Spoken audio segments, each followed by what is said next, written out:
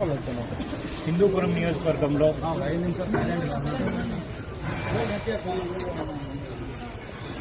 జరిగినటువంటి సంఘటన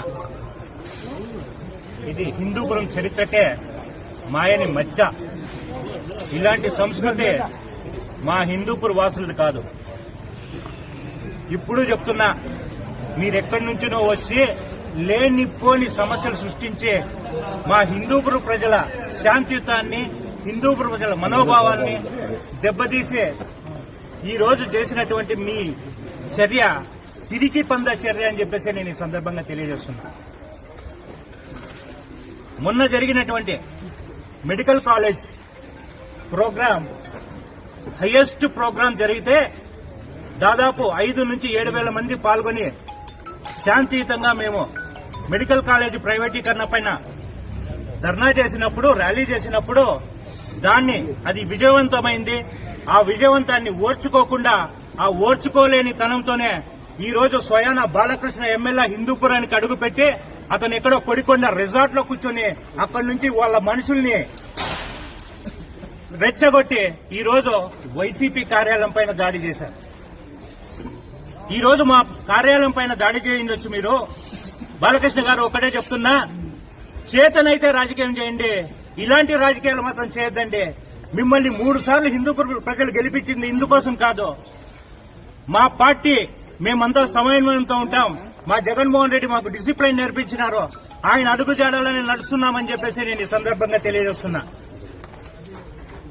ఈరోజు ఒకటన్నా చంప మీద కొడితే మేము ఇంకో చంప చూపించడానికి మేము గాంధీలు కాదు. మేము వైఎస్ఆర్సీపీ నిష్ఠావంత కార్యకర్తలం. ఈ రోజు మీ అధికారం ఉందని చెప్పేసి మీరు చేస్తున్నారు.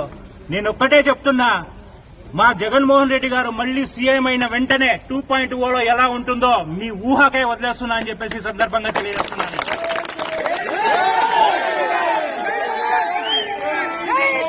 తమ్ముళ్ళు, టీడీపీ తమ్ముళ్ళు, మీకు ముఖ్యంగా చెప్తున్నా, ఈ రోజు బాలకృష్ణ హిందూపూర్లో ఉన్నాడని చెప్పేసి మీరు అటాక్ చేసి గొడవ చేసి అన్ని పగలేసినారేమో.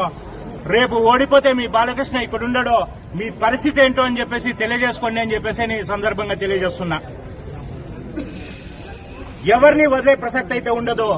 మీరు ఇంకా మాకుంది, అధికారం ఉంది, మేమేమైనా చేయగలం అంటే ఒక పని చేయండి, మీరు మమ్మల్ని అందరినీ చంపేసి వైఎస్ఆర్సీపీ కార్యకర్తల్ని, లీడర్లందరినీ చంపేసి రాజకీయం చేసుకోండి అని చెప్పేసి సందర్భంగా తెలియజేస్తున్నా. కానీ దేవుడు అనేవాడు ఉంటాడు. మా అధినాయకుడు ఎలా నమ్మాడో దేవుడిని మేము కూడా అదే నమ్ముతున్నాం. దేవుడు అనేవాడు ఉన్నాడు. ఖచ్చితంగా మీకు ఆ దేవుడు బుద్ధి ప్రసాదించాలని చెప్పేసి నేను తెలియజేసుకుంటూ, ముఖ్యంగా అయ్యా హిందూపూర్ ప్రజలందరికీ నేను చేతులెత్తి మొక్కుతున్నా. ఇంత అన్యాయం ఏ రోజు జరగలేదయ్యా హిందూపూర్లో, ఎవరూ చేయలేదయ్యా.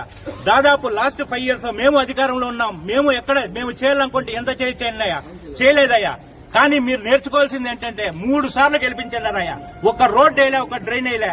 ఇలాంటి చర్యలా చేసేది బాలకృష్ణ గారు అని చెప్పేసి కోరుతూ, మీరు నెక్స్ట్ ఎలక్షన్స్ లో ఏం చేయాలో ఏమో ఒకసారి ఆలోచించండి. లేదా వీళ్ళ కింద పడి ఉంటారా, వీళ్ళ కింద బానిసలుగా ఉంటారా, మీ ఇష్టమయ్యా. ఇదే నేను చెప్పే హిందూపుర ప్రజల కోసం. థ్యాంక్ యూ అన్నా.